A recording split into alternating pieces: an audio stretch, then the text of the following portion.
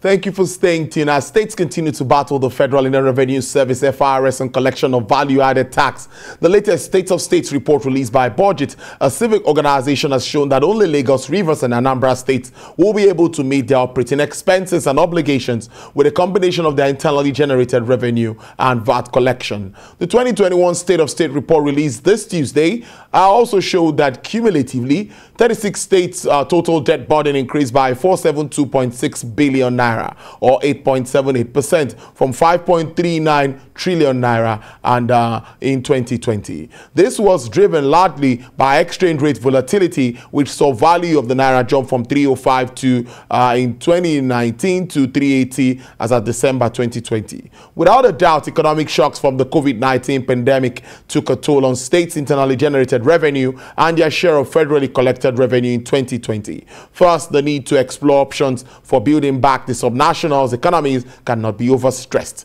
Head Research and Policy Advisory BudgIT, Mr. Abel Akeni, joins me from Abuja. Mr. Akeni, good afternoon and thank you very much for your time. Good afternoon to Louis. Good to be with you once again. Yes, let's start with the methodology of computation process of the State of States report prepared by BudgIT, assessing the economic impact of COVID-19 pandemic on states' internally generated revenue and their share of federally collected revenue in 2020. Your report shows that this pushed their cumulative IGR down by 3.4%, except for Lagos State. Tell me more about the assessment and computation of this data. Okay, thank you very much, Tolu, for that question. So first and foremost, we evaluate the fiscal health of all the 36 states using what we refer to as a composite methodology. It's comprised of 4 indexes, index A, B, C, and D. And each of these indexes evaluates different aspects of their performance. So for index A, there we evaluate how well states will be able to meet their operating expenses using just their internally generated revenue and their VAT. What this index tells the public is that states who are able to do this are less dependent on the center, they are less dependent on the federal government, and they are less prone to shocks when there are drops in crude oil prices, and that affects the federal government revenue. So in the country for 2020, we had just Lagos, Anambra, and Rivers State who were able to meet their operating expenses just from their internally generated revenue and VAT collected. 33 other states are unable to do this, and for them to fund their operating expenses and pay salaries, they largely still need to rely on the federal government. So this is the first metric with which we evaluate the state, and for the composite index, it has the highest weight, a weight of 45%, meaning that if any state should improve its internally generated revenue significantly, or if any state should cut down the cost of governance, it will see a rise in its ranking in that particular year. We also have index B in the composite metrics that evaluates how well states are able to not only meet their operating expenses, but also make loan repayments as scheduled to lenders using their total revenue. And this evaluates how much fiscal space the states have left after meeting these basic obligations to incur capital infrastructure expenditures. So states that will rank higher on index B are states that have more breathing space to invest in infrastructure that benefit the citizens. And states that perform poorly on this metric generally have very little money left to invest in infrastructure, and they face the greatest risks of running into additional debt because they would have to take on more they'll have to take on more debt if they need to carry out any infrastructure or major infrastructure spending. So that's what our index B measures, and our index C measures how much fiscal room states still have to borrow more when you compare their revenue generated in a year with their total debt burden. And this essentially evaluates how attractive states are to potential lenders. States that will rank poorly on this index, that's index C, essentially have that essentially are less attractive to lenders, and these types of states would need to find ways to pursue public-private partnerships, and they will need to find ways to leverage on private sector capital to deliver on public projects, because there's limited room for them to access additional funding from lenders. And states that rank higher on index C essentially still have more borrowing room room. So what citizens should watch out for is how well these types of states would utilize any additional loans that they seek to collect from lenders. So that's our Index C, and it has a weight of 10%. And then we have the last index, Index D, which evaluates the priority states are giving to capital infrastructure in their states. How well do they prioritize capital infrastructure compared to just their cost of running the government, their operating expenses?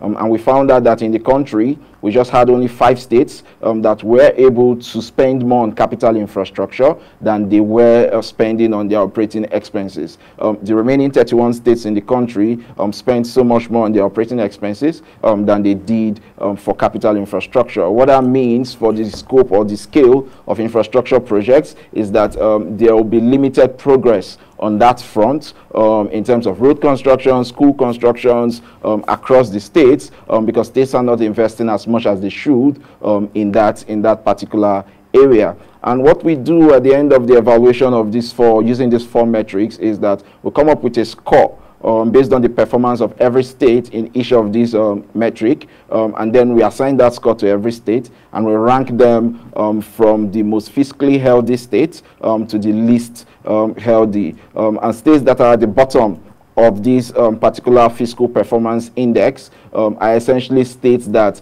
need additional support to cut down their operating expenses. They need additional support to boost their internal revenue generation strategy. They need additional support for their own debt strategy. And while the states at the top are doing commendably well, they will still need to consolidate on several other areas, like the successes they may have recorded in internal revenue generation. They also need to sustain the priorities they give to capital infrastructure projects in their states. And the top 5 for 2020, we have in the #1 position Rivers State. Rivers State did very well, and this should be the 3rd year they are appearing on #1 consistently, and this is largely because of the priority the state has placed on capital infrastructure.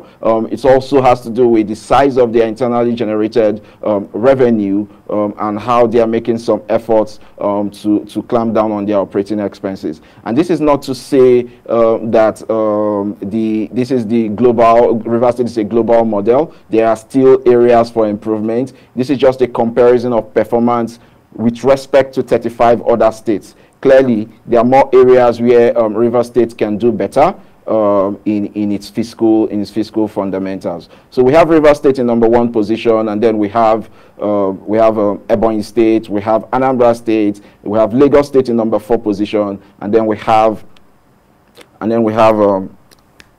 Kebbi State in #5. Yeah, thank you. Okay, now you've taken me up because I wanted to stay with Rivers topping the overall 2021 fiscal performance ranking. But you've talked about that, highly commendable. But there is no way we will talk about infrastructure development without bringing to the fore subnational debt increments. Do you think we have sustainable debt management strategies, and what would you say is lacking?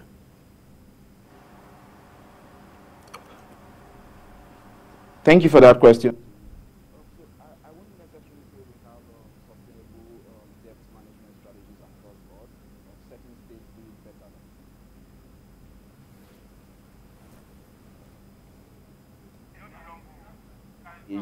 than their debts. One of the areas I would say states need to focus on is that they would need to cut their exposure to exchange rate, to risks of exchange rate volatility. And this will be especially for states that have dollar-denominated debt, largely because of the currency crisis Nigeria is experiencing. If you took a loan 5-10 years ago, when the exchange rate was about 150 naira to $1, you would need to just pay 150 million naira for a $1 million loan. But today, you probably need to get 410 million naira from taxpayers to pay back the same amount of loan. So your debt shoots up just by virtue of exchange rates devaluation, and not necessarily as a result of additional value it's bringing to the state. So I would say that's something states need to be very cautious of. And beyond the state also being cautious of their debt strategy, citizens also need to be vigilant. So whenever we hear our state governments has taken on an additional loan for a certain project, we just need to ensure that those projects are used for infrastructure. They're used for creating an enabling environment for the private sector to thrive, and they are not just used for paying or funding the operating expense of a particular state. So states, citizens also have a role to play, CSOs also have a role to play to ensure that the debt strategy of each state is the most beneficial to the citizens of that state. Now, according to also your report, 7 states in Nigeria have functioning treasury single accounts, and about 24 states and 27 states respectively have introduced biometric use in payroll management and bank verification numbers. How do we redefine automation process, which may still say, many still say, are largely slow and cumbersome? So first, I think it takes political will for state governments to be able to introduce some of these reforms. But a lot of that political will will come from state governments knowing the value of these reforms and knowing how much it can cut down leakages for them. And I'll give an example with Lagos State. So you see, if you look at Lagos State's audit report for 2020, you'll find that part of the additional revenue they made in that year was revenue they swept up from different dormant accounts and accounts that have been operated by MDAs, but those revenues were not in the full view of the state government. And the state government was able to raise about 12.9 billion just from those revenues that were lying around in dormant accounts and from different MDA refunds to the government in 2020. And that's 12.9 billion. That's a lot of money. And the situation is similar across many states. Many MDAs run different accounts that the state government as a subnational entity doesn't have a full view of, and which is why it's